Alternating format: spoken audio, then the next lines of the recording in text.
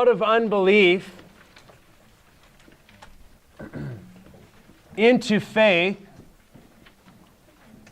Now this session we want to go we're moving out of a lifestyle of fear into a lifestyle of courage. Fearlessness. Everyone say courage. Courage. I think these are pivotal for us in our life, for our hearts to be set on fire for Jesus. If we can root out unbelief and we can root out fear, just allows our hearts to just be set on fire, just creates so much room for God to move in our lives, okay? But I think they're critical for the event as well, because as we've talked about Jesus' method of leadership, again, what I'm proposing is I believe Jesus was constantly confronting their fear. Not so much through conversation, but through wild action steps. Does that make sense? You remember Jesus would split them into pairs and say, go preach the gospel and heal the sick. I'll see you in a few days. Like, whoa, T, can we get some more instruction? No, you can't go. So you're like, what? I don't even know what's happening right now. And he would always talk crazy things about, just craziness. You should reread the Gospels and go like, Jesus kind of talked kind of crazy with the disciples, right? So I think he was constantly confronting fear in their life.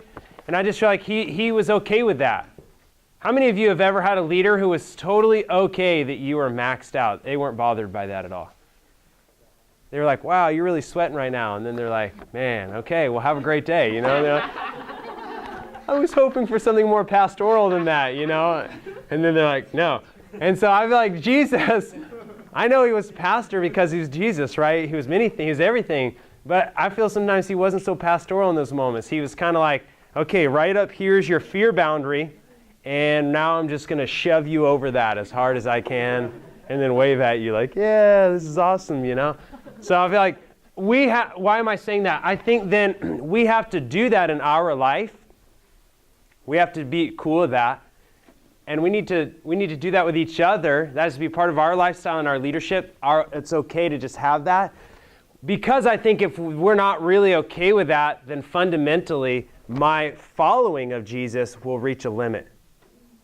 Because it's inevitable that Jesus is going to lead me to a barrier where if I'm really honest and transparent, I actually would say I really don't want to do that. Because I'm afraid. I'm gripped with fear right now. I don't want to do that thing. But Jesus will go, you got to take up your cross and follow me.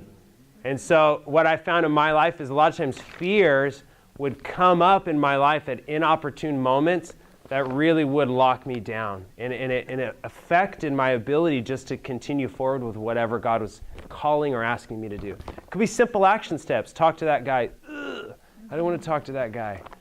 Or sing this song. I don't want to do that. Share your faith. I'm so bad at that. And then I just realized I was constantly like, and then I was like, that's a problem. Man, we got to get some of those out of the way, or we're just going to spend every day in constant fear zone. Was anyone like me in constant fear? Fear was just such a huge part of the landscape of my life. Fear of man. Yeah, anyways, okay. Okay, now turn to page 3. We're going to skip ahead here.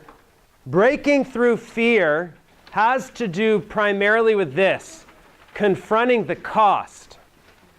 So inevitably, fear is attached to a cost. There's some sort of a cost that I have to confront and say yes to that cost. For example, if I say this, I might be rejected. That's a cost. So fear will go, well, I don't want to say that. Or I want to say it differently. Can we identify with those simple reactions? Yeah. But remember, Jesus said, he goes, I only say what the Father says, and I say it the way he says to say it. So Jesus was totally yielded to the Father at any time and ready to say whatever he said the way he said it. Nothing was off limits. So then I just would wonder at times, do I live my life that way? Or do I have a bunch of off-limit zones where I'm like, you can ask me anything you want, except for those 28 categories. And of course, those categories have subcategories. If we can steer clear of those, then we're solid, right? But the Lord, my experience with the Lord, at some point, he'll just begin to just absolutely invade those categories and make a mess. And he's just totally okay with that, right? Okay. Do you guys ever have, maybe this only happens to me. I might just be the only one with fear in my life. So the Lord's like, let's just totally make a mess over here. And I'm like, no. Okay. So what this worksheet will do is it will help you just work through confronting different categories of cost. Category A, the cost of initiative. Taking radical initiative, no passivity. I'm not waiting to be led, I will take leadership. Regardless of my personality. That's not a personality test. That's just saying Jesus was the ultimate initiator. We only love because he first loved us. He demonstrated his love for us, God did, in that while we were still sinners, meaning we were not looking or interested in him, he sent his son to die for us. God and Jesus modeled for us total radical initiative. So our lives, to really be like them, need to look like initiative regardless of personality type.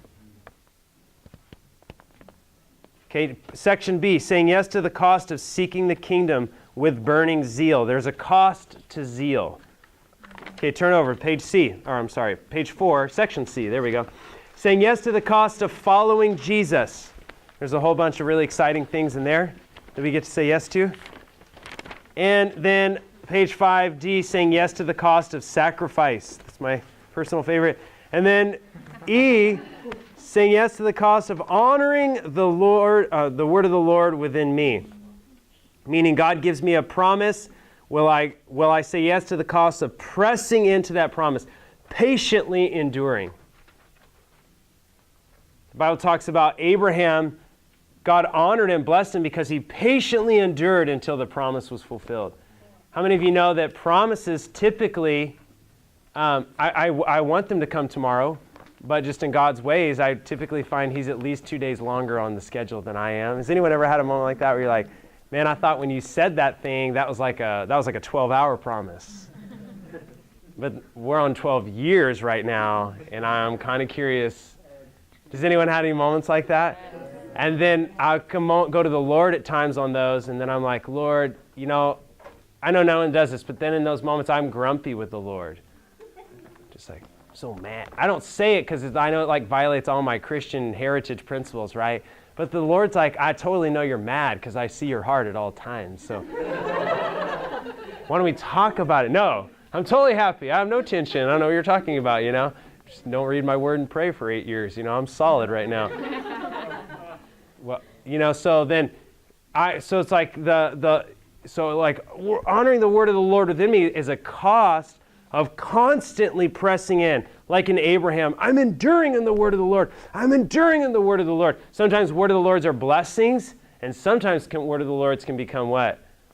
Not a curse, but they can become like a burden. Who's ever felt that? Like I was really stoked for the first 6 months, and now this thing's really bothering me in Jesus' name. I wish you would have never said that. I've prayed that before, like, I was so happy when I was naive. Why did you have to say this to me? Why couldn't you just get me there and then tell me we were there? And then I just think the Lord's like, well, bro, he doesn't call me bro. But he's like, Matt, I love you. I was just trying to show you Disneyland was ahead, and you're mad because I showed you the picture. That was just meant to encourage you because I knew it was going to take some years. I'm a good dad, but then I'm mad he showed me the picture. Does anyone ever have those moments like, I wish you wouldn't have shown? Okay, so this whole section is just about the cost of pressing in for the word of the Lord, enduring. I won't relent.